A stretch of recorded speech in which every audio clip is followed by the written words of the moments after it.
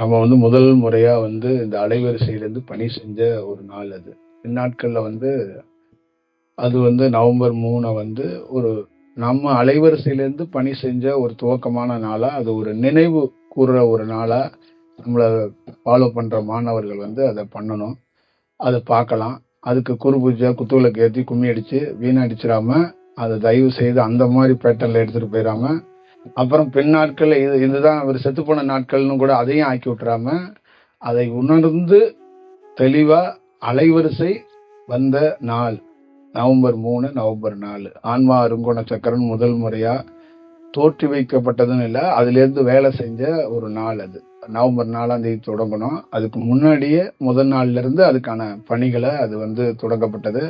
அது திருப்பரங்குன்றம் மதுரையிலேருந்து அது துவங்கப்பட்டது. அப்ப நமக்கு வந்து ஒரு அலைவரிசை வேலை செய்ய பிரபஞ்சமே அனுமதித்து என்னை வெளியில கொண்டாந்துச்சு. ஃபர்ஸ்ட் செக்டர்ல நான் வந்து என்னுடைய அனுபவத்தை முடிச்சுட்டு 2வது செக்டர் அனுபவத்துக்காக தயாராகும் போதே பணியை கொடுத்துருச்சு. 2வது செக்டர் நீ பணி செஞ்சுக்கிட்டே நீ வந்து உன்னோட அனுபவத்தை பெறுவ அப்படிங்கிறத கொடுத்துருச்சு. அப்ப அந்த 2 ஆண்டுகள்ல உயர்ந்த நிறைய மக்கள் பணியும் செய்திருக்கிறோம். நமக்குள்ளேயும் உள் உணர்வாக தியானத்துல ஒரு பெரிய ஒரு அனுபவத்தை மேற்கொண்டிருக்கிறோம் அப்படிங்கிறது இருக்கு. அப்ப இந்த 2 ஆண்டுகள்ல நமக்கு கொடுக்கப்பட்டிருக்க பணியும் மக்கள் பணியை இதை செஞ்சோம். நிறைவாக இந்த ஆண்டுல 3வது ஆண்டுகள் எடுத்து வைக்கும் போது இப்பதான் முழுமையான அந்த பதவியேற்பு, நமக்கு முழுமையா நம்மளோட முழு பணி செய்யறதுக்கான காலமும் நேரமும் இப்பதான் வந்து சென்ற காலங்களோட இந்த காலங்கள் சிறப்பாக செய்யக்கூடிய செயலும், நம்மளுடைய நிறைய என்னென்னலாம் நமக்குள்ள இருந்து வரப்பட்டதோ அது எல்லாமே உயிர்ப்போடு மக்களோடு நெருக்கமாக பயணிக்கக்கூடிய காலமாக இது இருக்கும். மக்களுக்கு நிச்சயமாக ஒரு பயனுள்ளதாக நம்ம பேசப்பட்ட வார்த்தைகள், தத்துவங்கள், அந்த செயல் வடிவம் எல்லாம் அவர்களுக்கு உயர்ந்ததாகவும் இருக்கும். ஏன்னா ஒருத்தருக்குன்னு சில கால வரையறைய பிரபஞ்சம் கொடுத்திருக்கும். இந்த கால வரையில இவருடைய வேலை தொடங்கப்பட்டுச்சுன்னா இத்தனை ஆண்டுகள் இவருடைய கால வரையில அது வந்து பேசும் பொருளாக இருக்கும், அது மக்களுக்கு பயனுள்ளதாக இருக்கும் அப்படின்னு அது இருக்கும். அதனாலதான் சென்ற காலங்களில் நம்ம வந்து அந்த ஆட்சி பதவி அந்த செயல் வடிவத்துக்குள்ள அந்த இது இருந்தாலும் அதிகாரம் இல்லை. அந்த சிக்னேச்சர் பவர் வந்து நம்மகிட்ட இல்ல. 2 ஆண்டுகள் சிக்னேச்சர் பவர் இல்லாம வெளியில ஒரு கம்பெனில வேலை செய்யும் போதே வந்து அன்எம்ப்ளாயா வேலை செய்வாங்கல்ல, பர்மனண்ட் இல்லாம, அந்த மாதிரி பர்மனண்ட் லைசன்ஸ் இல்லாம பணி செஞ்சோம். அந்த பணி செய்யறதுக்கான அந்த முகாந்தரத்தை வந்து பிரபஞ்சம் கொடுத்துச்சு. அதுக்கப்புறம் அந்த லைசன்ஸையும் ஒரு வெளிநாட்டுக்கு போறதுக்கு விசா எப்படி கன்ஃபார்ம் பண்ணி கொடுப்பாங்களோ அந்த மாதிரி கன்ஃபார்ம் பண்ணி கொடுத்து பணியை செய்யறதுக்கான காலமும் நேரமும் வந்து இந்த நவம்பர் 3லேருந்து 4லேருந்து இன்னும் அதி தீவிரமாக அதோடைய செயலெல்லாம் தீவிரப்படுத்துறதுக்கான வாய்ப்புகள் உருவாகும். தீவிரம்னா நம்ம பேசி வச்சிருக்க செயலெல்லாம் இன்னும் வீரியமாக செயல்படுவதற்கும், இன்னும் நிறைய பேரோட சென்றடைவதற்கும், அவர்களோடு ஒரு நல்ல இணக்கத்தை ஏற்படுத்துறதுக்கு வாய்ப்புகள் இருக்கும். இது 1. 2வது, நம்மளுடைய இந்த காலங்கள்ல நமக்கு பின்னால ஃபியூச்சர்ல எப்படி நடக்க போகுது, என்னென்ன மாதிரி எல்லாம் பணிகள் செய்ய போறாங்க, மாணவர்களுக்குள்ள என்னென்ன கிடைக்க போகுது, உங்களுக்கு என்னென்ன மாதிரி எல்லாம் உருவாக போகுது அப்படிங்கிறத நம்ம வந்து தெரிஞ்சுக்கணும், சொல்லணும்னு நினைக்கிறோம். பின்னாட்கள்ல உங்களுடைய பணிகள்ல நீங்கள் எது செய்தாலும், என்ன பணி செய்தாலும், ஒரு வணங்குதல், ஒரு கடவுளை போய் வணங்குறது போறதெல்லாம் நீங்க அதிகமா செய்ய மாட்டீங்க. பின்னாடி வர்றவங்க எல்லா பேருமே பின்னாடினா இனிவரும் காலகட்டத்தில் இனிவரும் நாட்கள்லயே இந்த உருவ வழிபாடுகள் எல்லாமே தானாக அவர்களே இதை குறைத்து கொள்வார்கள் என்பது நிதர்சனமாக இந்த சுழற்சியாகவே நடக்கும். நாளையிலிருந்து நடந்தாலும் ஆச்சரியப்படுறதுக்கு ஒண்ணு இல்லை, இன்னையிலிருந்து நடந்தாலும் ஆச்சரியப்படுறதுக்கு ஒண்ணு இல்லை. அந்த மாதிரி ஒரு சூழல் வந்து இந்த உருவத்தில் வந்து வழிபடுறத குறையப்படும். 1. 2வது, தனக்கு தோன்றுகிற கனவு, சிந்தனை, தியானம், குழப்பம், இதுக்கு இன்னொரு குருவை ஒரு தனிநபர் நாட மாட்டார். தனக்கு தோன்றுகிற கனவு, சிந்தனை, அந்த டவுட்டு, தியானத்துக்காக இன்னொருவரை நாடாம அவருக்குள்ள தோணுகிறத கண்டுபிடிக்கும் திறன் அவருக்கே கிடைக்கும். அவராலே அதை ஆய்வு செய்து கொள்ள முடியும். அவரே அதை நல்வாய்ப்பாக அதை வந்து பிரித்து பார்க்கிற வாய்ப்புகள் உருவாக்கப்படும். அப்புறம் அவருக்கு அடுத்தபடியாக தன்னுடைய பள்ளி காலங்களிலேயோ கல்லூரி காலங்களிலேயோ கிடைக்கப்படுகிற கல்விகள் எதற்காக கிடைக்கப்படுகிறது, ஏன் கிடைக்கப்படுகிறது, இது எதற்கு கற்பித்தல் நமக்கு கிடைக்கப்படுகிறது, கற்பித்து நாம் என்ன செய்ய போகிறோம், பொருள் ஈட்டவா, புகழ் ஈட்டவா, அதிகாரம் ஈட்டவா, இல்ல இதனால் என்ன என்பதை அவரே சுயமாக தெரிந்து கொள்வதற்கான காலமாக இருக்கும். அவர் தெரிஞ்சுக்குவார், கிளியரா அங்கேயே தெரிஞ்சிருவார். அடுத்தது மகிழ்ச்சி கொண்டாட்டமாக இருக்காது, மகிழ்ச்சிய கொண்டாட்டமா இருக்காது. அந்த மகிழ்ச்சி அன்னைய நாளையும் பிற நாளுக்கும் கடந்து போறதுக்கு ஒரு சந்தோஷமான ஒரு நாட்களாக, மாதங்களாக, வருடங்களாக மாறப்போகுது. இப்ப உங்களுக்கு ஜாதகத்துல நல்ல திசை இருக்குன்னு சொன்னா இந்த திசையில உங்களுக்கு நல்ல காலம் இருக்குவாங்கல்ல, அந்த மாதிரி இந்த மகிழ்ச்சி வந்ததற்கான அறிகுறி என்ன என்பதையும் தெரிந்து கொண்டு, அதே போல அந்த மகிழ்ச்சி நிரந்தரமானது அல்ல, அது இந்த இந்த காலத்தை கடப்பதற்கும் இந்த காலத்தில் மகிழ்ச்சியாக கடப்பதற்கான ஒரு சூழலை இங்கு உருவாகி இருக்கிறது என்பதை அவனுக்குள்ளே தெரிந்து கொள்வான். இது நடக்கும். அடுத்தது திருமணம் என்பது உடல் சார்ந்து காமம் சார்ந்து இல்லாமல், அந்த திருமணம் என்பது என்ன, அந்த பந்தம் என்பது என்ன, குழந்தை எதற்காக அப்படி என்பதை தெளிவாக தெரிந்து கொள்வான். இன்றைய காலகட்டத்தில் திருமணம் என்பதும் உடல் என்பதும் காமத்தால் உருவாகி, அதுல ஒரு ஆசையில் உருவாகி, அதுல ஒரு இச்சையில உருவாகி நிறைய தாய் தந்தை பெண்ணு காதலிச்சு எங்கேயாவது ஓடி போயிடுவா, இல்லைன்னா பெண் கெட்டு போறதுக்கு வாய்ப்பு இருக்கு, பையன் தவறா நடக்க வாய்ப்பு இருக்கு. அந்த வயது அந்த பெரிய போறதுக்குள்ள அவங்களுக்கு அந்த அந்த செயல் வடிவம் மாறுறதுக்குள்ள அவர்களுக்கு திருமணம் பண்ணணும் அப்படிங்கிறாங்க. ஆனா பின்னாட்கள்ல இனி வரும் ஒரு காலத்துல அந்த மாதிரி இல்லாமல் இங்கு பிறக்கப்படுகின்ற குழந்தைகள் ஆசையால், எச்சையால், காமத்தால் பிறந்ததுனாலதான் அவன் மாயையில் இருக்கிறான். பின்னாட்கள் இருக்கிறவன் ஆசையால், இச்சையால், காமத்தால் ஒரு குழந்தை கூட பிறக்காது. எதற்காக சேரப்படுகிறோம், ஏன் இந்த குழந்தை, என்ன செயல்? அப்ப உடலுக்குள்ளே உடலும் இணையும் போது சந்தோஷமா, இல்ல உடலால் இணையும் போது என்ன வடிவம் நடக்கிறது என்பதை அவனே அறிந்து கொள்வான். அப்பொழுது ஒரு தாம்பத்தியத்துக்குள் ஒரு தியானம் இருப்பதை அவனே தெரிந்து கொள்வான். இது ஒரு செயல் வடிவமாக இருக்கும். அதே போல சந்நியாசம் என்பது என்ன, இல்லறம் என்பது என்ன? சந்நியாசத்துக்குள்ளே அந்த அந்த உணர்வு, அந்த செயல் வடிவம், உடல் உறவு இல்லாத ஒரு நிலையை சந்நியாசத்துக்கு இருக்கிறது. அப்ப இல்லறத்துக்கு அந்த உடல் உறவு இணைகிற வாய்ப்பு இருக்கிறது. இது எதற்காக தோற்றி வைக்கப்பட்டது, இது ஏன், என்ன செயல் என்பதை அவனே உணர்ந்து கொள்வான், அவனே தெரிந்து கொள்வான். இதற்கான வாய்ப்புகளும் அவனுக்கே வாய்ப்புகள் வழங்கப்படும். அப்ப உயர்ந்த பதவிகள், உயர்ந்த அதிகாரத்துக்கு செல்லும் போது அதிலே ஒரு பெரிய கணத்தை ஏற்படுத்தி கொண்டு, நான் பெரிய ஆளு, நானே உருவாகியிருக்கிறேன், நான் அந்த மாதிரி படிச்சிருக்கிறேன், அந்த மாதிரி ஒரு சூழலுக்குள்ள போயிடாம, இத்தனை பேர் இருக்கும் போதும் நமக்கு ஏன் இந்த அதிகாரம் கிடைத்தது, இத்தனை பேர் இருக்கும் போதும் நமக்கு ஏன் இவ்வளவு பெரிய செல்வம் கிடைத்தது, இத்தனை பேர் இருக்கும் போதும் நமக்கு ஏன் இந்த புகழ் கிடைத்தது என்றால், நாம் இந்த புகழ், இந்த பணம், இந்த அதிகாரத்தை எல்லாம் கடந்து தன் வேலையை மட்டும் சரியாக செய்வோம் என்ற அடிப்படையினால் தான் கிடைக்கப்பட்டிருக்கிறது அப்படிங்கிறதை அவனே உணர்ந்து கொள்வான். இப்ப இந்த மாதிரி உணரும் தன்மை அவனுக்கு மேல் நோங்கி இருக்கும். அப்ப அவன் குருவை நாடமாட்டான், அவனே ஒரு குருவாக, ஒரு தெய்வீகவானாக அவன் போவான். அடுத்த கட்டமாக ஒரு உயர்ந்த குருவை கண்டான் என்றால் விடமாட்டான், அவருடைய வாழ்ந்து தன்னுடைய வாழ்க்கையை இறுதி வரைக்கும் நிறைவு செய்து கொள்வான். அடுத்தது அவனுக்கு கடவுளாக, ஆசானாக, குருவாக, எல்லாமாகவும் இருப்பது இடகலை பின்கலை என்பதை இந்த சுழுமனையில் போய் சேர்வதற்கு என்ன வழி இருக்கிறதோ இதைதான் அவன் முழுவதுமாக யோசிப்பான். அப்ப இடகளையும் பின்களையும் அவன் தீவிரமாக விசாரணை செய்து கொண்டு அதை வணங்குவதிலேயோ அதிலே கவனம் செலுத்துவதிலே ரொம்ப தீவிரமாக இருப்பான். அப்ப மூச்சு காற்றுக்கு அவன் பல்வேறுபட்ட சூழல்களில் முக்கியத்துவம் அளிப்பவனாக இருப்பான். எப்படியாப்பட்ட ஒரு சூழல் தான் பின்னாட்கள்ல உருவாக போகுது, பின்னாட்கள்ல இருக்கிற மாணவர்களுக்குள்ள இதெல்லாம் நிகழும் அப்படிங்கிறத நீங்க தெளிவா புரிஞ்சுக்கணும். அப்ப இங்க உருவாகப்பட்டு இருக்கிற எல்லா பேருக்குள்ளையும், இங்க இருக்கிற எல்லா பேரும் எங்க தன்னை, அவங்களால தன்னை உணர்தல் அப்படின்னு சொல்றதுல 2-3 வடிவம் இருக்கு. என்ன அப்படின்னா, தன்னை உணர்றதுல இங்க சாமியாரா குருவா பெரிய பிரபலமா ஆனவங்க மாணவர்கள்ட்ட பார்த்து தன்னை உணர்தல்னு வகுப்படுக்கிறாங்க. அப்ப இந்தியாவில் பாத்தீங்கன்னா கிட்டத்தட்ட 400 ஆண்டுகளா 500 ஆண்டுகளா அதற்கு முன்னாடி இருக்கிற ஆண்டுகள்ல இருந்து இப்போ ஒரு 400 300 ஆண்டுகளா மொத்தமா டேமேஜ் ஆயிடுச்சு. முன்னாடி இருக்கிற காலகட்டத்துல வேற வடிவத்துக்குள்ள கொஞ்சம் டேமேஜ்லயே வேற வடிவத்துல இருந்துச்சு. இப்ப இருக்கிறதுல தன்னை உணர்தல் வகுப்பு எடுக்கிறாங்க பாத்தீங்களா, அவங்களுக்கே தன்னை உணர்தலை பற்றி முழு விளக்கம் முழு தெளிவும் இல்லை என்பது ஒரு காரண காரியமாக இருக்கு.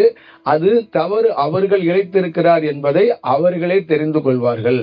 இந்த காலத்துல தவறு எங்கே இழைக்கப்பட்டிருக்கிறது, நாமே தவறாக பணி செய்திருக்கிறோம் என்பதை யாம் போன்ற ஆட்கள் சுட்டிக்காட்டாமல் அவர்களே அவர்கள் செய்திருக்கிற பணியை தவறுகளை உணர்வார்கள். அப்ப அதற்கான வடிவம் என்ன என்று கேட்டால், இந்த கீழே இருக்கிற இந்த இடுப்புல இருக்கிற அந்த அந்த தசவாயுக்கள் சொன்னோம்ல, பல தசவாயுக்கள் இருக்குல்ல, அந்த தசவாயுக்கள்ல தனஞ்சயன் மூத்தவனாக இருக்கிறான். அந்த செயல் வடிவத்திலிருந்து அந்த நாக சக்தியாக எழுந்து வரும்போது 6 சக்கர 6 வடிவத்தில் சொல்றாங்கல்ல, இந்த வடிவத்துக்குள் அது 6 கடக்காது. 6 கடப்பதற்குள் ஒரு இடத்துக்குள்ள எங்கேயாவது ஒரு இடத்துல நிற்கும். ஒவ்வொருத்தருக்கும் ஒரு இடத்துல நிற்கும். அதுக்கு மேல் நோங்கி வரும்போது அவனுக்குள்ள இருக்கிற சிந்தனை, ஆன்மீக செயல், வகுப்பு, அவனுடைய பிரயாணம், அவனுடைய புத்தகம் எல்லாமே இருக்கும். இதுல வச்சுதான் இந்தியாவுல 300 ஆண்டுகள்ல எல்லா ஆசிரமங்களும் சரி, எல்லா எழுத்தும் சரி, இந்த நிமிடம் வரை கொடுக்கப்பட்டிருக்கிறது. அப்பொழுது இந்த வடிவத்தை தவறு இருக்கிறது, பிழை இருப்பது என்பதனால்தான் ஆதிசங்கரனும் ஆதிசேஷனும் பதஞ்சலின்னு சொல்லக்கூடியவர்கள் அவர்கள் வழியிலிருந்து தான் இந்த கலை நடக்கிறது, இந்த கலையை தோற்றி வைக்கப்பட்டிருக்கிறது. பாதாள லோகத்தில் நாகத்தன்மை கொண்ட ஒரு அலைவரிசையிலிருந்து, அதுதான் தசவாயுக்கள்ல விஷமும் கலந்திருக்கு, நாகத்தோடைய ரோல் இருக்கு அப்படின்னு சொல்லப்பட்டது. அப்ப இந்த நாக சக்தியை தான் குண்டலினி சக்தி என்று சொல்லப்பட்டது. அப்ப இந்த குண்டலினி சக்தி விழிக்கப்பட்டு இந்த 6 சக்கரத்துக்குள் உட்பட்டு நிறைய பேர் வேலை செய்து பிழை செய்திருக்கிறார்கள். அதை ஒரு வேற வடிவத்துக்குள் வேலை செய்திருக்கிறார். அப்போ ஒரு நாகமே தவறாக பணி செய்திருக்கிறது என்பதை தெரிந்து நாகத்துக்கே தலைவனாக இருக்கிற பதஞ்சலியோ ஆதிசேஷனோ அதை கண்டிக்க நேரிடுகிறது. அதற்கான செயல் வடிவத்தை அவன் நீ செய்ததற்கு நீயே பொறுப்பேற்பாய் என்பதை அவனுக்கு கொடுக்கப்படுகிறது. அப்பொழுது ஞான மார்க்கத்துக்கு ஞான செயல் என்பதற்கு இந்த 6 வடிவத்தை கடக்க வேண்டும். 6 வடிவத்தை கடந்தால் 6 வடிவத்தை கடக்கிறதுக்கு முன்னாடி குண்டலினி சக்தி இருக்கும். 6 யார் கடக்கிறார்களோ அப்பொழுது குண்டலினி சக்தி தனக்குள்ளே ஐக்கியமாயிரும். அப்ப 6க்குள்ள இருக்கிறவனுக்கு குண்டலினி சக்தியால் மட்டுமே பணி செய்ய முடியும், அதோடைய செயல்பாட்டுக்குள்ளே இருக்க முடியும். 6ஐ ஒருவன் எவன் கடக்கிறானோ அவனுக்கு 7க்குள் அந்த உணர்வற்ற தன்மையும் ஒரு ஜோதி நிலையையும் ஒரு வெளிச்சத்தையும் அவன் காணலாம். அப்பொழுது குண்டலினி சக்தியிலிருந்து விடுபட்டவனாக மாறி போகிறான். தெல்ல தெளிவாக புரிந்து கொள்ளுங்கள். குண்டலினி சக்தியிலிருந்து விடுபட்டவனாக மாறும்போது அவனுடைய செயல்பாடுகள் வேற மாதிரி இருக்கிறது. அங்கு அவன் சித்து பண்ண வேண்டும், வாக்கு செய்ய வேண்டும், குரு என்பதோ அந்த மாதிரி கடவுள் சிந்தனையோ எந்த போதனையும் அவன் நடத்துவது அல்ல. அவனையும் ஒன்றும் இல்லை என்று சொல்கிறான், வெட்ட வெளியையும் ஒன்றும் இல்லை என்று சொல்கிறான். 6க்கு கீழே இருப்பவன் அவனும் குரு என்று சொல்கிறான், அவனுக்கு மேலே இருப்பவர்களையும் குரு இருக்கிறார் என்று சொல்கிறான், அவனையும் கடவுள் என்று சொல்கிறான், அவனுக்கு மேலே இருப்பவரையும் கடவுள் என்று சொல்கிறான். அப்ப இந்த 6க்குள்ள நாகங்கள் பல்வேறுபட்ட சிலைகளையும் பல்வேறுபட்ட மந்திரங்களையும் பல்வேறுபட்ட தீட்சைகளையும் பல்வேறுபட்ட புது நவீனம் கொண்ட தியானத்தையும் இந்த 6 படைக்கு கீழே இருக்கக்கூடிய நாக சக்தி அது தன்னச்சியாக செயல்பட்டு விடுகிறது. அதற்காக உச்சபட்சத்தில் பதஞ்சலி ஆதிசேஷன் கோபம் அடைந்து விடுகிறான். இந்த நாக குலத்துக்கு பெரிய களங்கத்தை விளைவிக்கிறார்கள், நாக குலத்துக்கு பெரிய பழிபாவத்தை சேர்க்கிறார்கள் அப்படி என்பதை அவன் உணர்ந்து கொள்கிறான். அப்படி ஒரு செயல் வடிவத்தில் இருப்பதனால்தான் ஏகப்பட்ட தியானங்கள், வெவ்வேறு மந்திரங்கள், வெவ்வேறு வடிவங்கள், வெவ்வேறு கோணங்கள்ல இங்கு பல்வேறுபட்ட புத்தகங்களை நீங்கள் வினோதமான புத்தகங்களை இன்னைய தேதியில் இந்தியா முழுக்க ஞானத்துக்காக ஆயிரக்கணக்கான புத்தகங்கள் எழுதுவதை உங்களால் பார்க்க முடியும், அதை படிக்க முடியும். இது எல்லாம் அறுதியிட்டு சொல்கிறேன், கடந்த 400 ஆண்டுகளில் குண்டலினி சக்தியை அவனும் கடக்கவே இல்லை. அவர்களாலே எழுதப்பட்ட புத்தகம், அவர்களாலே வாசிக்கப்பட்ட, அவர்கள் வடிவத்துக்குள்ளிருந்து கொடுக்கப்பட்ட செயல் தான் இந்த செயல். அப்ப இதுக்குள் பிழை வரும் என்பதை, இதற்குள் ஏதோ ஒரு தவறுகள் நடக்கலாம் என்பதை அவர்களால் உணர முடியவில்லை. இது ஒரு செயல். அப்ப அந்த 6 கடந்தவனுக்குள்ள என்ன ஆகுது அப்படின்னு நீங்க அடிப்படையா தெரிஞ்சுக்கிறதுக்கும் அடிப்படையா நீங்க போறதுக்கும் முக்கியமான காரணம், இந்த 6 படைகளை கடந்தார். இந்த 6 சக்கரத்தையும் கடந்தவனுக்கு 7வதாக தன்னுடைய குண்டலினி சக்தி என்பதை எப்படி சொல்றாங்க அப்படின்னு கேட்டீங்கன்னா, நாகம் கல்லா மாறிடுது நாகம். அப்ப நாகம் கல்ல திருடுறதுக்குன்னு ஒரு கூட்டம் அலையிறான். நாகக்கல்லுக்குள்ள ஏதோ ஒண்ணு இருக்குன்னு அதை ஆராய்ச்சி பண்ண ஒரு கூட்டம் அலையிறான். அது என்ன சொல்றாங்க, இந்த 6 படையை கடந்தவனுக்கு நாகமே தன்னுடைய கல்லை கக்கி கையில் கொடுத்துருமா. இப்ப நாகத்தால் கக்கப்பட்ட கல் தான் ஆதிசேஷன். படுத்து கிடக்கிறான் பாருங்க. அவன் நாகத்துக்கும் அவனுக்கும் இடைவெளி, அவன் வெளியில வந்துட்டான். அவன் எப்படின்னா குண்டலினி சக்தியிலிருந்து வெளியே வரப்பட்டவன், வெட்ட வெளியாக இருக்கிறவன் என்பது பொருள். அப்ப நாகத்திலிருந்து கல்லு கக்கப்பட்டு வெளியில வந்துடணும். அப்ப நாகம் அங்கு பணி செய்யாது அப்படி என்பது பொருள். அப்ப நிறைய பேரை நாம் கண்டதுல நாகத்திலிருந்து வெளியில வந்துட்டாங்க, கல்லு தனியா இருக்கு, ஆனா அவங்க பணி செய்யறாங்க. அவங்க கிட்ட என்ன பிரச்சனைனா, நாகமும் இருக்கிறது, கல்லும் தனியாக இருந்து பணி செய்யறாங்க. அப்ப அது என்ன சொல்றாங்க அப்படின்னா, இந்த உடல் என்னுடையது அல்ல, இந்த கல் இருக்குல்ல இதுதான் என்னுடையது. அப்ப ஆன்மாவாக நான் இருக்கிறேன், ஒளியாக நான் இருக்கிறேன், அலைவரிசையாக நான் பணி செய்கிறேன். சூலம் என்னுடையது இல்ல, இந்த சூலத்துக்கான நான் பணி செய்ய மாட்டேன், இந்த சூளம் என்னது இல்லைங்கிறாங்க. இப்ப இங்க நான் யாருன்னு கேட்ட ரமணரே, அவர் என்னன்னா அலைவரிசையாக இருந்து அந்த செயல் வடிவத்திலிருந்து வேலை செய்தாரே ஒழிய, அந்த நாகம் கல் கக்கப்பட்டு விட்டது, ஆனால் நாகம் மறையப்படவில்லை. அந்த நாகம் மறையப்படவில்லை என்று உங்களுக்கு விளக்கமாக சொல்ல வேண்டும் என்றால், குண்டலினி சக்திக்காக வரக்கூடிய அந்த நரம்பு மறைந்து விட வேண்டும். நரம்பு மறைந்தால் உணர்வற்ற நிலை உனக்கு கிடைக்கும். நரம்பு இருந்தால் இந்த உடலை நீ இங்கு விட்டு விடுவாய், ஜீவ சமாதிக்கு தான் நீ போவாய். அந்த உடலிலிருந்து வேலை செய்ய முடியாது. அப்ப அடிப்படையாக ஆதிசேஷனும் சரி, அதை கடந்தவனும் என்ன சொல்கிறான் என்றால், நாகத்தை கடந்துதான் பணி செய்ய வேண்டும். நாக தேகத்தோடு பணி செய்வதோ, உன் தேகத்திலிருந்து பணி செய்வதோ அவ்வளவு சிறப்பாக இருக்காது. அவுட் ஆஃப் பாடி எக்ஸ்பீரியன்ஸ் சொல்லக்கூடியதுதான் உண்மையான ஞானத்துக்குரிய இறை சிந்தனையாகவும் இறை செயலாகவும் இருக்கும். அப்பொழுது இங்கு மாரியம்மன் கோயில சாமி ஆடுறதுலேருந்து, மாரியம்மன் கோயிலுக்கு பூஜை பண்ற பூசாரியிலிருந்து, முருகனுக்கு மந்திரம் சொல்ற பிராமணர்கள்ல இருந்து, இங்க கிளாஸ் எடுக்கிற எல்லா இந்த தேதியில இருக்கிற அத்தனை குருமாரும் எவனும் 6 படையை கடக்கவும் இல்லை, 6 சக்கரத்தை கடக்கவும் இல்லை. ஒருத்தன் கூட இந்த தேதியில தமிழ்நாட்டிலே, இந்தியாவிலே, உலகத்தில் இல்லை. நிதர்சனமாக சொல்கிறோம். அதனால் அவர்கள் செயல்பாடுகளிலிருந்து வெட்டவெளி தன்மையை பற்றி அவர்கள் படித்ததோ அவர்கள் கேள்விப்பட்டதோ அதற்குள் இருக்கின்ற குறிப்புகளை வைத்து மட்டுமே செயல்பாடுகள் செய்கிறார்களே ஒழிய, அந்த வெட்டவெளி தன்மை என்பது அதுவாகவே வெட்டவெளியாக மாறுவது என்று பொருள். அந்த 6 கடந்து விட்டால் 7வது திரை திறக்கும். 7வதுல ஒரு வெளிச்சத்தை ஒருத்தர் சொன்னார் பாருங்க. அந்த மாதிரி அந்த 7வது தன்மைக்குள்ள நீ போகும்போது அந்த ஒன்றுமற்ற தன்மைக்குள் நீ வந்து விடுவா என்பது பொருள், செயல் வடிவம். இதை நம்ம அவசியமாக இதை பார்க்கணும். இப்ப அந்த வெட்டவெளி தன்மைய பார்க்காத போது, அதை அந்த அனுபவிக்காத போது, 6 கடக்காத போது, நாகத்திலிருந்து விடுபடாத போது அதை துல்லியமாக உரையாக நிகழ்த்த முடியாது.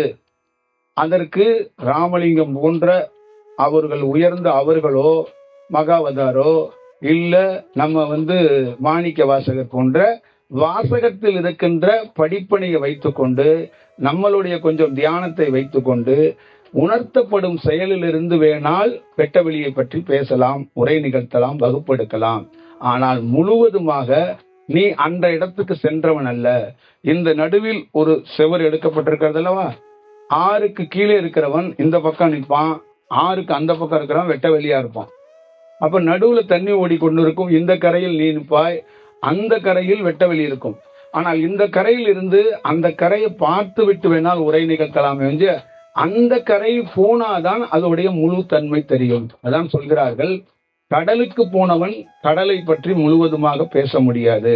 கடலுக்கு மேலே இருப்பதோட கடலுக்கு கீழே அமர்ந்தவன் தான் ஆழத்தை பற்றி பேச முடியும். ஆழம் இருப்பது என்பது எல்லோருக்கும் தெரியும். கடல் ஆழமானது, கடல் அழகானது, கடல் அதுவே மோசமானது அப்படி என்பது எல்லோருக்கும் தெரிந்த விஷயம். கப்பல் ஓட்டுறவனுக்கும் தெரியும், நங்கூரம் போடுறவனுக்கும் தெரியும், கப்பல்ல வேடிக்கை பார்க்கறவனுக்கும் தெரியும், கப்பல்ல பயணிக்கிறவனுக்கும் தெரியும். ஆனால் அந்த கடலுக்குள்ளே இறங்கி ஆழத்தை கண்டவனுக்கு மட்டுமே கீழே இருக்க தன்மையும் கடலுடைய தன்மையும் முழுமையாக அறிய முடியும். அப்பொழுது வெட்டவெளி என்பது வார்த்தையால் சித்தரிக்கப்படுகின்ற சொல்லாடல் இல்ல, அது முழுவதுமாக மாறப்பட வேண்டும். அந்த வடிவமாகவே நீ மாறினால் மட்டுமே அதிலிருந்து ஒரு செயல் வடிவத்தை உன்னால் உணர்ந்து கொள்ள முடியும். அப்பொழுது ராமலிங்கம் போன்ற சுவாமிகள் அந்த 7வது திரையை விலக்கி அங்கு ஒரு ஜோதி இருக்கு என்று சொன்னார். அவருக்கு மூத்தவர், ஜோதி தோன்றுவதற்கு முன்பே ஒருத்தர் தோன்றி இருக்கிறார். அந்த வடிவத்திலிருந்து தான் யாம் வந்திருக்கிறோம். அந்த தோன்றதுக்கு முன்னாடி ஒருத்தர் இருந்தார் பாருங்க, அங்க அவர் என்ன சொல்றாருன்னா, உலகம் தோன்றுவதற்கு முன்பால் நாம் இருந்தோம். உலகம் தோன்றதுக்கு முன்னாடி நாம ஒருத்தர் இருந்தோம், நாம என்னன்னே தெரியாது, நாம இருந்தோம். ஒரு நாள் அதிலிருந்து ஒரு வெடிப்பிலிருந்து உருவானோம் அப்படிதான் சொல்றாரு. அப்ப இந்த வெடிப்புக்கு அப்புறம் தான் வெளிச்சமே வருது அப்படிங்கிறது தான் அவருடைய கருத்தாகவும் அவருடைய செயல் வடிவமாக இருக்கிறது. அப்ப அந்த தியானத்து வடிவத்துக்குள்ள இவ்வளவு பெரிய செயல் வடிவங்கள் ஆங்காங்கே அவர்களுக்கு செயல் தத்துவத்துக்கு ஏற்றது மாதிரி கொடுக்கப்பட்டிருக்கிறது. அப்பொழுது இந்த நாகம் தன்மை ஒரு நாள் அதுவே வழிவிட்டு அதுவே என்ன பண்ணும், உள் உணர்வாக உனக்கு ஏற்படுத்தும் போது அது வழங்கிக் கொள்ளும். யாம் தியானத்தில் கண்டது இந்த நாக சக்தி என்பது, குண்டலினி சக்தி என்பது கீழிருந்து எழுந்து மேலே வருவரையும் சித்துகளையோ தியானத்தையோ போதனைகளையோ மந்திரங்களையோ புத்தகங்களையோ எழுத அனுமதிக்காமல் விதிக்கு உட்பட்டு, இந்த விதிக்கு உட்பட்டு ராமகிருஷ்ணர், விவேகானந்தர், யோகானந்தர், யுக்தேஸ்வர்கிரி, லாகிரி இது போன்ற ஆட்கள்லாம் வரம் கொடுக்கப்பட்டது, அதிகாரம் கொடுக்கப்பட்டது, எல்லா சுப்ரீம் பவர் கொடுக்கப்பட்டும் விதிக்கு உட்பட்டு, கடமைக்கு உட்பட்டு, குருவுக்கு உட்பட்டு தேவையில்லாமல் இந்த செயலை பயன்படுத்தாமல் அவர்கள் அதுக்குள்ளே வாழ்ந்தவர்கள். அதனாலதான் நாகத்துக்குள்ளே இருந்திருந்தாலும் அந்த செயல் வடிவத்துக்குள்ளே இருந்தாலும் சாபம் இல்லாமல் ஒரு நல்ல செயலுக்குரிய மாணவர்கள் என்று பெயர் எடுத்தவர்கள். மற்றவர்களால் பெயரெடுக்க முடியவில்லை. இவர்கள் தேவையில்லாத சித்துக்களையோ அதிசயங்களையோ பொய் புராணங்களையோ நம் பரப்ப வேண்டும் என்ற எந்த நோக்கத்தோடும் ராமகிருஷ்ணர் போன்ற விவேகானந்தர் போன்ற இவர்கள் செய்யவில்லை. வறுமையில் வாழ்ந்த போதிலும், அவர்கள் வறுமையில் வாழ்ந்த போதிலும், பிச்செடுக்க நேரிட்ட போதிலும் அவர்களுடைய கலையை பயன்படுத்தவில்லை. அதே போல தன்னிடம் இருப்பது ஒரு சக்தி இருப்பது போன்று மக்கள் நம்பாத போதும், அவர்கள் தன்னை பைத்தியம் என்று சொன்ன போதும் அவர்கள் இந்த கலையை பயன்படுத்தவில்லை. பல நேரத்தில் தன்னுடைய உடலுக்கும் தன்னுடைய உடைமைக்கும் தன்னுடைய செயல் வடிவத்துக்கும் தன்னுடைய சாதகத்துக்கும் பாதிப்பு வரும்போது கூட அதை தற்காத்துக் கொள்வதற்கு காவல்துறையில் எப்படி ஒரு என்கவுண்டர் பண்ணிக்கலாம், ஒரு துப்பாக்கி எடுத்து நீ தற்காலித்து கொண்ட வெட்ட வரும்போது சுடலான்னு சொன்னாங்கல்ல, அது போன்ற ஒரு செயலில் கூட தனக்கு ஒரு அழிவு வரும்போது, தனக்கு ஒரு பாதிப்பு வரும்போது கூட அந்த செயலை, சக்தியை, சித்தை பயன்படுத்தாதவர்களில் ராமகிருஷ்ணர், விவேகானந்தர் போன்ற ஆட்கள். அப்பொழுது அதே போன்ற நம் கலையையும் இந்த நாக சக்தியாக போகும்போது நாம் பயன்படுத்தாமல் இருப்பதற்கு பல்வேறுபட்ட அலைவரிசைகள் நம்மளை பாதுகாத்து கொண்டு சென்றார்கள். அப்போ நம் போய் ஒரு வேலையை செய்து ஒரு இடத்துக்குள்ளிருந்து முழுமையாக செய்யும் போது அந்த நாகக்கல் அப்படிங்கிறது அது தனியாக பிரிக்கப்படும் போது அந்த நாகம் நம் உடலை விட்டு அகண்டது. அது என்ன பண்ணது? உள் உணர்வாக மறைந்தது. அப்ப நாகம் இருந்திருந்தால் இந்த உடலற்றவன் என்ற வார்த்தையை பயன்படுத்தியிருக்க மாட்டோம். அப்பொழுது நாம் உடல் சார்ந்து வேலை செய்ய மாட்டோம் என்பதை தெள்ளத் தெளிவாக நீங்கள் புரிந்து கொள்ள வேண்டும். அப்பொழுது குண்டலினி சக்தியால் நாம் பணி செய்யவில்லை. குண்டலினி சக்தியையும் கடந்து ஒரு செயல் வடிவம் இருக்கு, அதிலிருந்து பணி செய்யப்பட வேண்டும். இந்த உலகத்தில் குண்டலினி சக்தியால் பணி செய்வது சரி, ஆனால் அந்த குண்டலினி சக்தியை எப்படி பயன்படுத்த வேண்டும் என்பது தெரியாது. அதனாலதான் ராமகிருஷ்ணர் விவேகானந்தரும் அடக்கி வாசித்தார்கள். அது பல்வேறுபட்ட புகழையும் பல்வேறுபட்ட பெயர்களையும் வாங்கி கொடுத்துவிடும். குண்டலினி சக்தி என்பது ஒரு அசாத்தியமான, ஒரு ராஜா போல் செயல்படக்கூடிய ஒரு அலைவரிசை, ஒரு ஆற்றல், எல்லையில்லாத தன்மைகளை உருவாக்கி ஒரு பெரிய மாய கூட்டங்களை உருவாக்கிவிடும். அப்பொழுது ரொம்ப கவனத்தோடு வேலை செய்யவில்லை என்றால், எந்த குண்டலினி சக்தி உன்னை உயர்த்தியதோ அதே குண்டலினி சக்தியால் நீ அழிந்து போய் விடுவாய். எந்த நாகம் உனக்கு வாழ்வளித்ததோ அதே நாகத்தால் சாபம் பெற்று நீ உன்னை உணர முடியாத தன்மைக்கு மாறி போய் விடுவாய் என்பது உண்மையான நிதர்சனம்.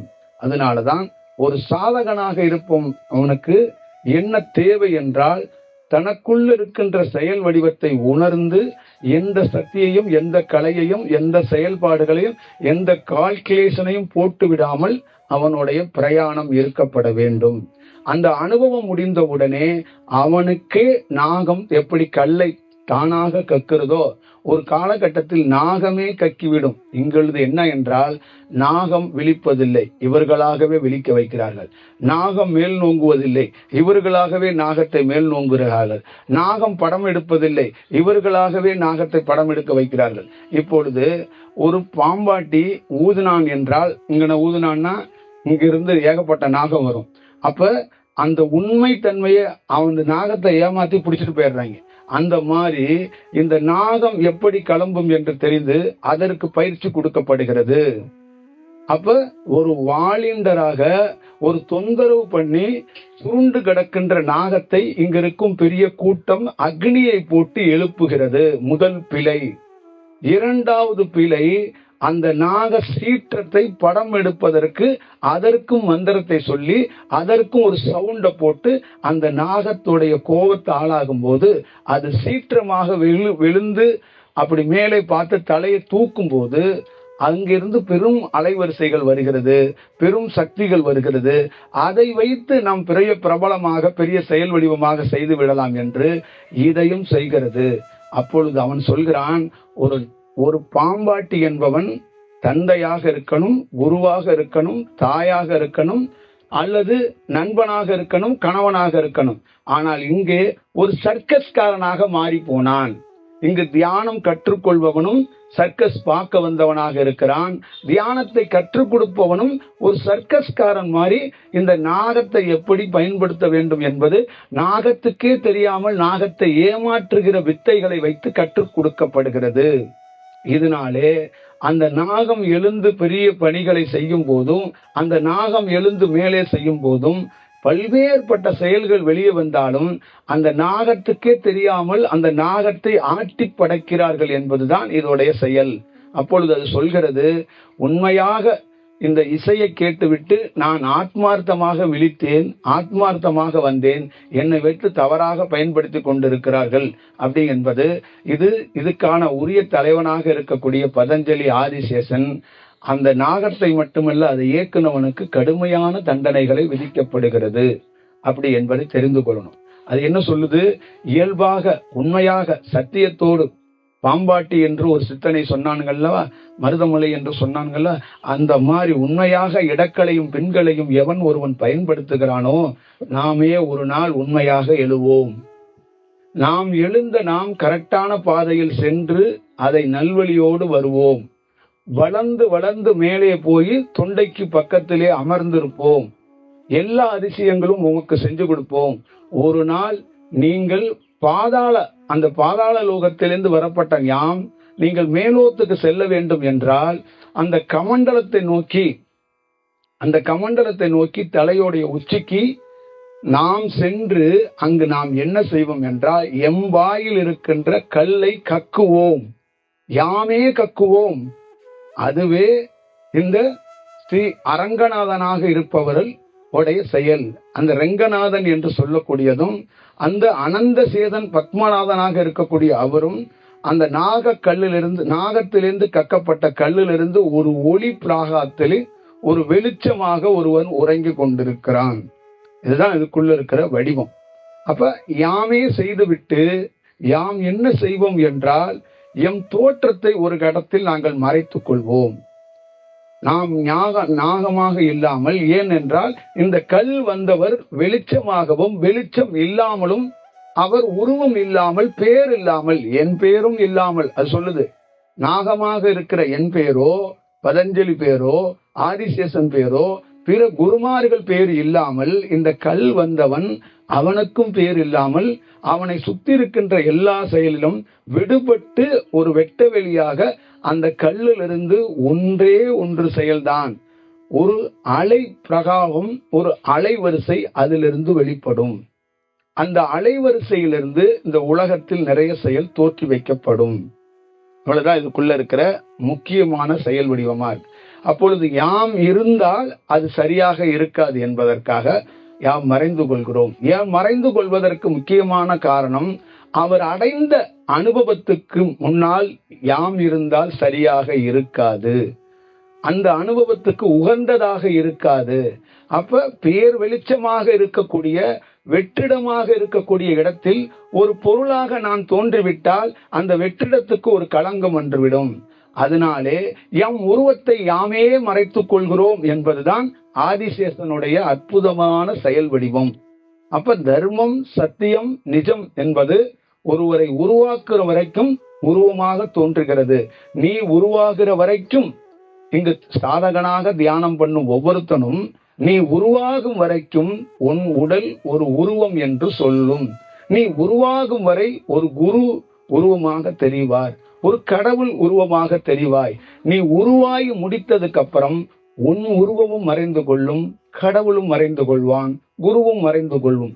ஏன் என்று கேட்டால் உனக்கே தெரியும் நாமே ஒன்றும் இல்லை என்பதை நிதர்சனமாக தெரியும் போது அப்பொழுது உன் பணிக்கு வேற எந்த உருவமும் வந்து இடையூறு செய்துவிடக் கூடாது என்பதற்காக இந்த உருவத்தை மறைத்துக் கொள்வார்கள்.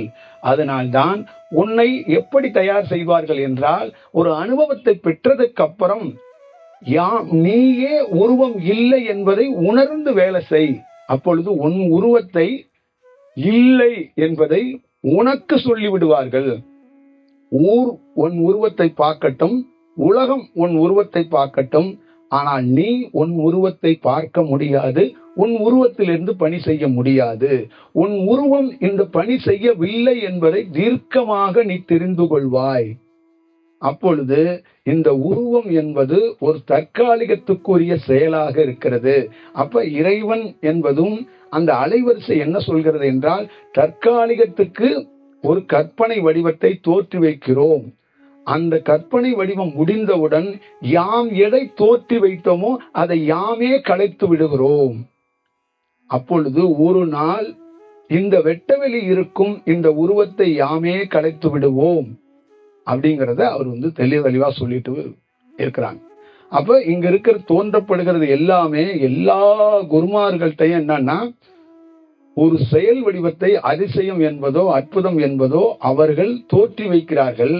அது சில நாட்கள் இருக்கும், அதற்கப்புறம் அவர்களே அதை கலைத்து விடுகிறார் என்பதை தெளிவாக புரிந்து கொள்ள வேண்டும்.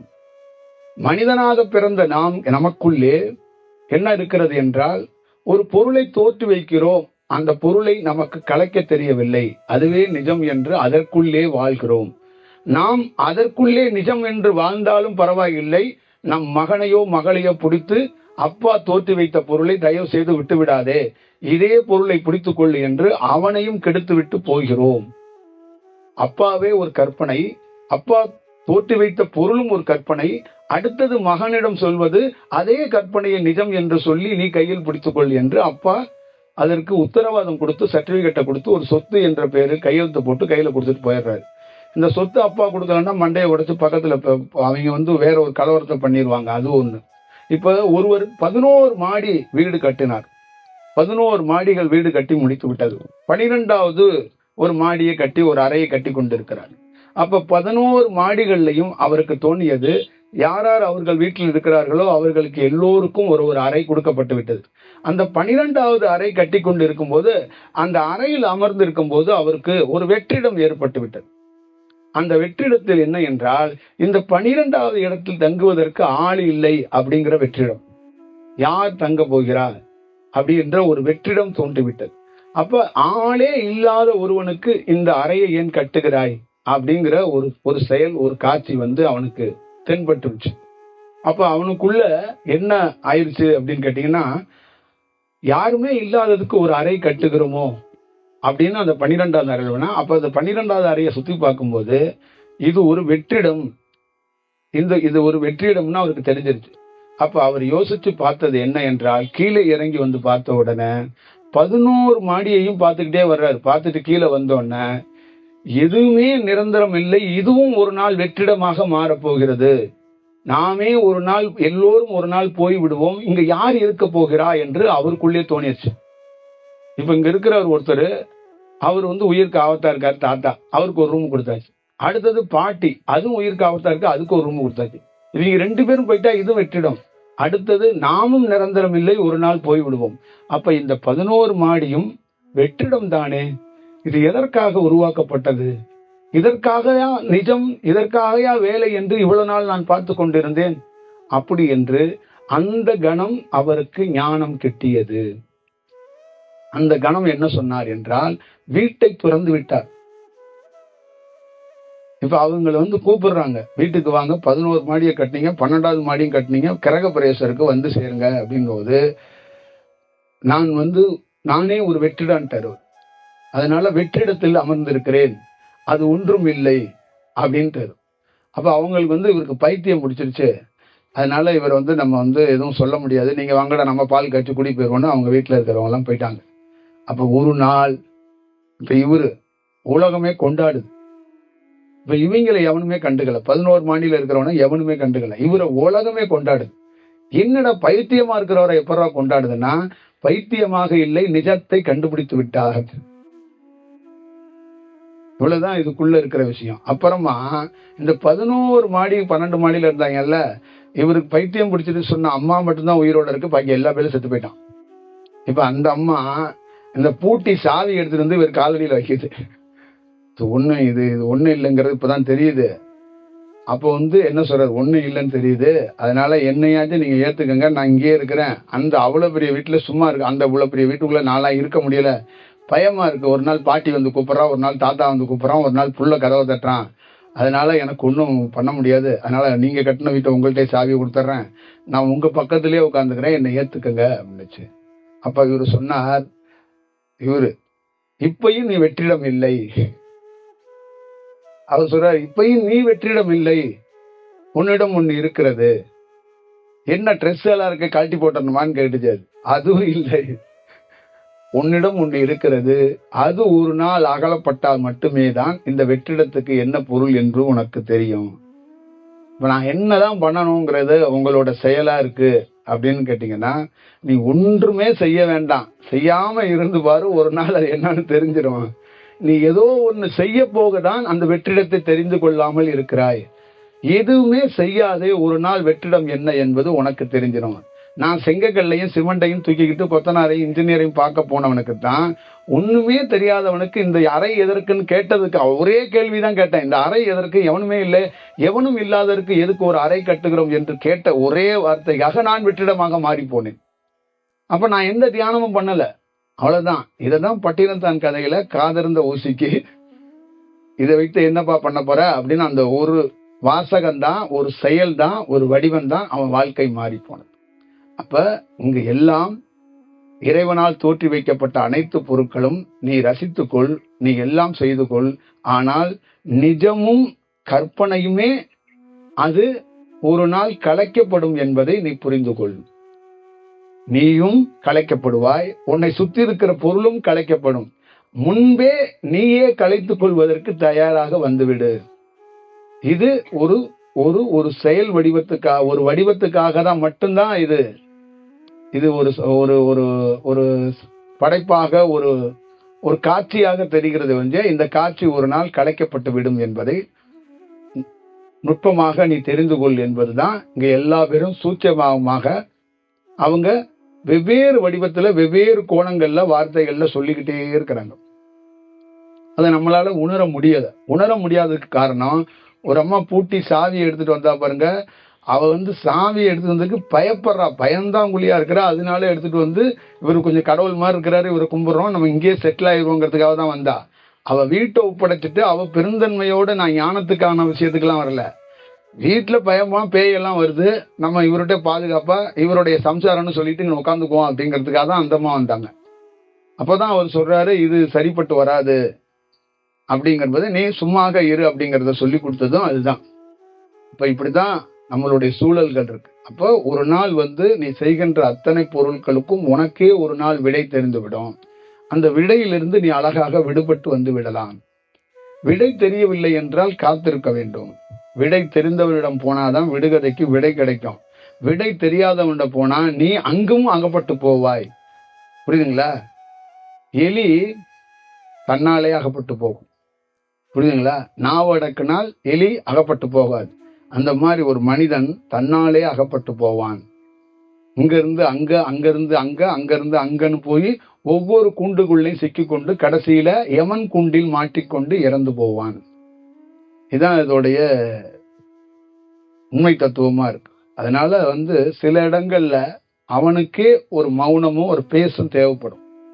அப்ப அவனுக்கே ஒரு இடைவெளி தேவைப்பட்டு கொஞ்சம் அவனை ஆசுவாசப்படுத்தி கொண்டு சில இடங்கள்ல அவன் அமைதியா அவனே இருக்கணும். அப்ப அவனுக்கு என்ன தேவைப்படுதுன்னா, சில இடங்கள்ல அவனுக்கு வெற்றிடம் தேவைப்படுது. தேடிக்கொண்டே அலையக்கூடாது. ஒரு இடத்துல வெற்றிடமா சும்மா அப்படி நின்னறணும். என்ன அப்படின்னு. அப்ப அதுல இருந்து ஒரு விஷயம், உனக்கு என்னென்னலாம் யாரெல்லாம் குருமார்கள் சொன்னதை எல்லாம் உனக்குள்ள வரும் ஒரு நாள் வெளியில.